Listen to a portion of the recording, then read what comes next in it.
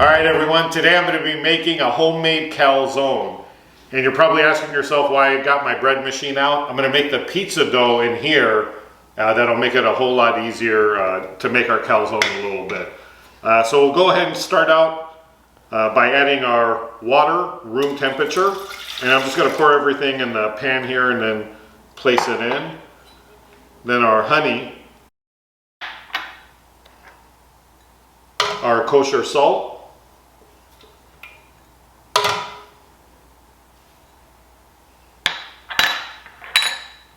our extra virgin olive oil, and we're going to add our flour next. And this is actually a mix. It's 2 2/3 cup just regular all-purpose flour. You can use bread flour if you have that, and then a 1/2 cup of whole wheat flour. If you don't have the whole wheat flour, just go ahead and use all the all-purpose flour or the bread flour if you have it. Once we get that in there, our last ingredient will be our active dry yeast. We'll go ahead and put our pan back in there. Make sure it's seated properly and that you have the kneading paddle inside.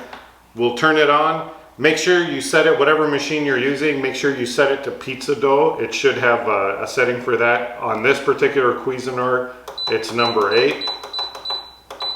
And then we'll go ahead and start it. And then I'll be back in a little bit to show you the rest. All right, so the dough's done in the machine. I've just pulled out the pan. I lightly dusted my board so I can put out this dough. Go ahead and make sure we got all of that out. And make sure you get your kneading paddle out. All right, so we're gonna sprinkle a little bit more on top. And what we're gonna do, we're gonna make 8-inch calzones. And so I'm just gonna cut this up into quarters. All right, so I got them cut up into quarters, into 4 different pieces. And so I'm gonna roll this out. I wanna get it somewhere about 8 inches in diameter. All right, so I got it pretty even. And so what we're gonna do, we're gonna start out with our tomato sauce. And this is actually, I'm sorry, a pizza sauce. And it's just a jarred pizza sauce that I get from Trader Joe's. And we're gonna get about a tablespoon, and we're gonna put that in. You don't wanna go around the edges. You wanna be about 1 inch in or so that when you close it up, it's not going to come out. And so that's what we're going to do with all our ingredients, is keep them towards the center. We want about 1 inch or a little bit more space on the edges. We're going to get about a tablespoon dollop of that ricotta cheese. We're going to put that in the center. And then I try not to use more than 1 or 2 ingredients, because otherwise this might explode. So we'll put a little bit of these olives in here, again in the center, making sure we don't go too far out.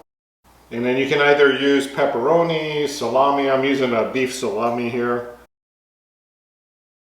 And then we're going to go ahead and put our mozzarella cheese right on top of everything.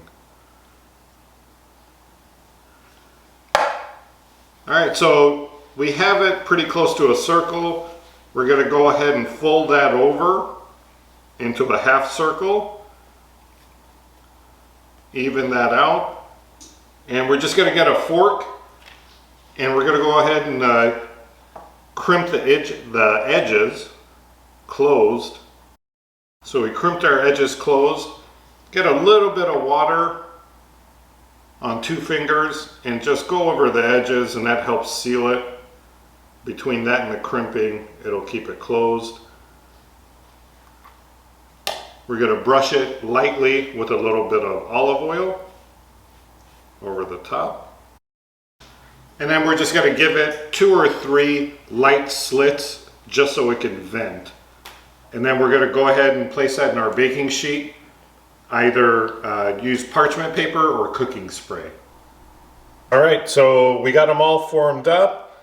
We've cut our slits in. We have them gently brushed with olive oil. I have my oven preheated to 500 degrees, and I'm going to go ahead and throw them in for about 15 minutes, but you want to watch it just to make sure it doesn't get too dark. You just want a nice golden brown. All right, so I baked them a little bit over 15 minutes, closer to 20.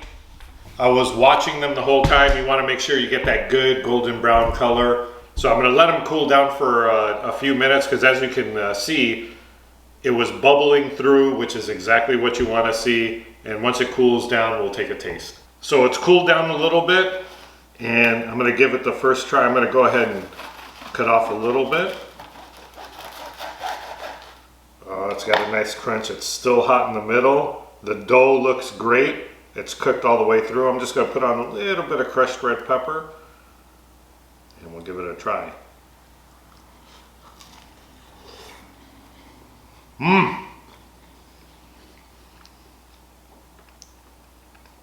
That is delicious. That's a fantastic calzone.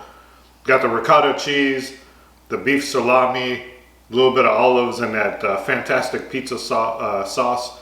The dough is amazing. You're gonna love it. Enjoy.